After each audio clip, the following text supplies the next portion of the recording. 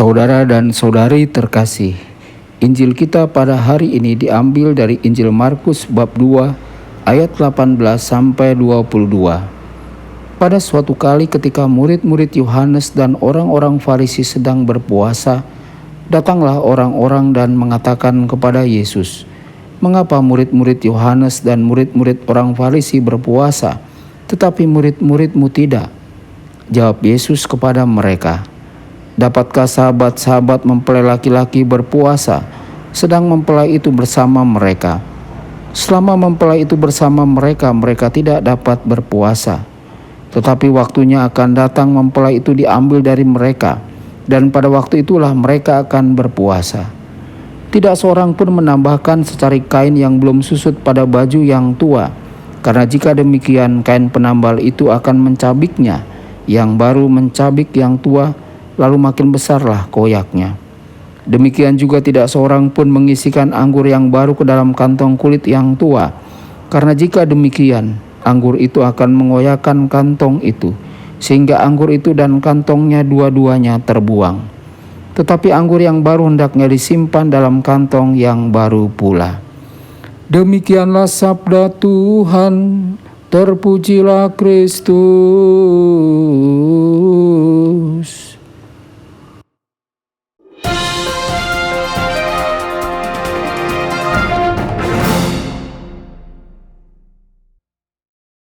Saudara dan saudari terkasih dimanapun Anda berada, jumpa lagi dengan saya Romo Tedens dalam saluran Warta Kabar Sukacita.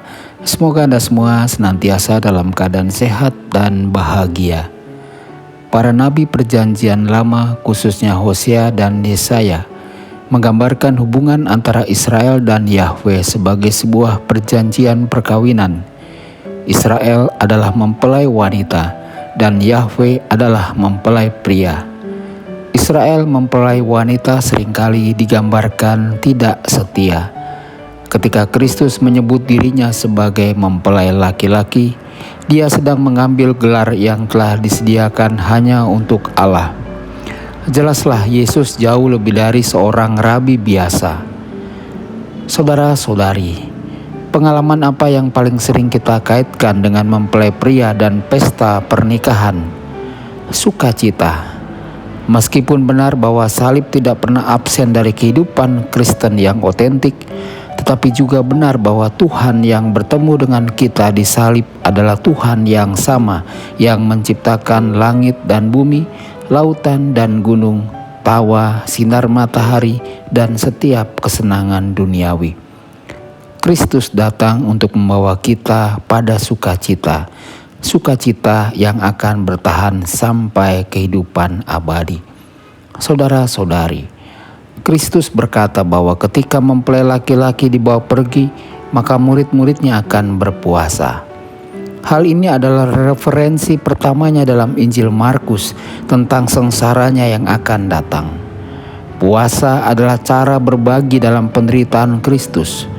Puasa, pengorbanan, dan tindakan penyangkalan diri juga merupakan sarana untuk melepaskan diri dari harta duniawi untuk lebih berpegang teguh pada Kristus sendiri.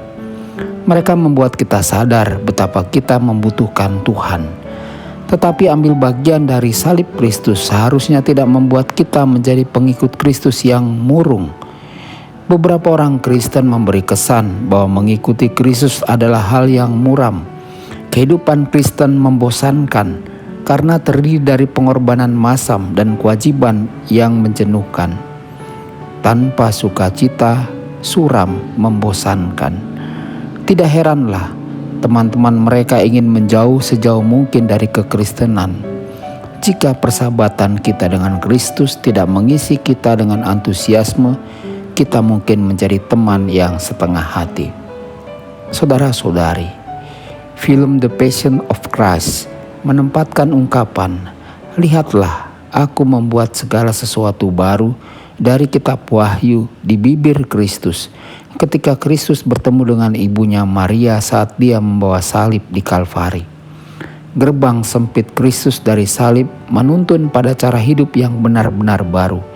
Ini membawa banyak sukacita, kekuatan baru, kedamaian batin. Anggur baru kehidupan kasih karunia yang dicurahkan Kristus kepada para pengikutnya haruslah mengubah tidak hanya cara hidup mereka, tetapi sikap dan kesadaran internal mereka. Seperti yang pernah dikatakan Santa Teresa dari Avila, seorang santo yang sedih adalah santo yang buruk.